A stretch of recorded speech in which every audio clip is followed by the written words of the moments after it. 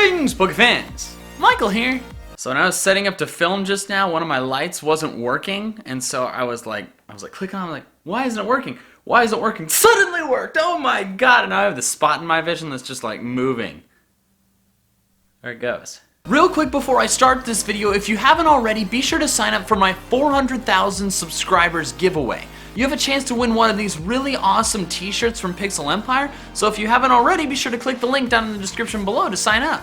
But now on to the video. We're all aware that there are certain aspects of Pokemon that don't make very much sense, such as not being able to climb short ledges, Shroomish being able to learn Focus Punch, and Nidoqueen not being able to breed with Nidoking. And a fairly prominent aspect of that is certain Pokemon having typings that don't make very much sense. So today I'm going to be discussing some of those Pokemon with some help from my good friend PokeMEN. What is up, guys? This is John, aka PokeMEN, and today Michael and I will be counting down the top 5 Pokemon typings that don't make any sense. These Pokemon were selected based mainly on their Pokedex data, learn set, and general appearance, and we believe all of them either have a type they shouldn't, don't have a type they should have one or both types change, or some combination of all of those. So be sure to leave a like and subscribe if you haven't, and without further ado, here are the top 5 Pokemon typings that make no sense. Number 5. Gligar. Gligar is based on the premise of a flying scorpion, since after all it is the fly scorpion Pokemon and definitely looks like one. Therefore, the flying type is obvious, and since it's based on a venomous scorpion, poison type also seems logical. But instead, it has the ground typing. Now, while I can see the logic of giving Gligar the ground typing, since scorpions live primarily in desert climates, I think poison type makes much more sense. Gligar can learn 7 different poison type moves, while it can only learn 6 different ground type moves. And while the Pokedex makes no mention of it digging or living in the sand, it does talk about Gligar injecting its prey with poison. Based on all that, poison flying is a much more logical type for Gligar to have. Number 4. Golduck. Golduck is a Pokemon that's typing makes so little sense that a lot of people think its typing is something that it's not.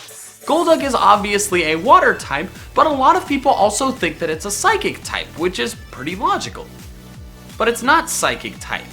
It's just pure water. Several of Golduck's Pokedex entries mention its psychic and telekinetic powers, and it also learns several psychic type moves naturally.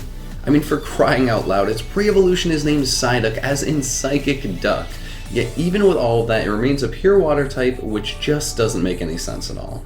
Number 3. Lugia. Do you remember Pokemon the movie 2000, where Lugia lives at the bottom of the ocean and then he comes out to stop the legendary bird conflict? Well, it seems logical that the Pokemon that lives in deep ocean trenches would be a water type. But it's not. It's a psychic type instead. And yes, that Lugia did communicate through telepathy, but a lot of non-psychic type legendary Pokemon have also done that, so that's irrelevant. But outside of the movie, the game data also points to Lugia being water type. It is the diving Pokemon, it's said to be the guardian of the seas, and learns the same amount of attacking water moves as attacking psychic type moves. And you could even justify that last data point by saying the only reason it learns so many psychic moves is because they randomly gave it the psychic type. With several mentions of its sea dwelling and very few of its psychic abilities, Lugia being a water flying type would have made a whole lot more sense. Number 2. Lurantis. Lurantis is one of the new Generation 7 Pokemon, and while we don't know its learn set yet, we don't have to know that its grass typing doesn't make a whole lot of sense. Lurantis is based off of the Orchid Mantis, a type of praying mantis that looks a lot like orchid flowers for the sake of camouflage. We know this because it's described as looking like a flower and even has mantis in its name. But what doesn't make sense is that even though Lurantis is very obviously based on a bug, it's not a bug type. Lurantis is pure grass type, and while I can see that making some sense since it looks and smells like a flower, the fact that it doesn't have the bug type at all is completely illogical. Personally, I think they should have done something similar to Sudowoodo, where it looks like a plant since it's mimicking one, but it's not actually a grass type since it isn't a plant itself. Even making Lurantis bug grass type would make sense, but pure grass type just doesn't add up. Number 1. Gyarados. Gyarados here is very obviously a water-type Pokemon. It is a sea serpent, evolves from a fish, and learns a lot of water-type moves. But Gyarados isn't a pure water-type Pokemon, it's a water-flying type Pokemon. Now, this would be perfectly logical if Gyarados could indeed fly. but it can't. There is no mention or footage of Gyarados flying anywhere, and the only flying type move it can learn is Bounce, a move that Rapidash can also learn, which essentially just means that you jump really high. Every other flying type Pokemon can fly, glide, or float at some point in their evolutionary line. Yes, even Dodrio. Dodrio, a three-headed bird Pokemon that can run faster than it can fly. But yet Gyarados cannot. While others have discussed how its Mega form should have been Water Dragon instead of Water Dark, we personally think that the flying typing makes far less sense than anything else about Gyarados' typing, and is the main reason why its typing is the one that makes the least amount of sense. So there we have it. Those are the top 5 Pokemon typings that make no sense.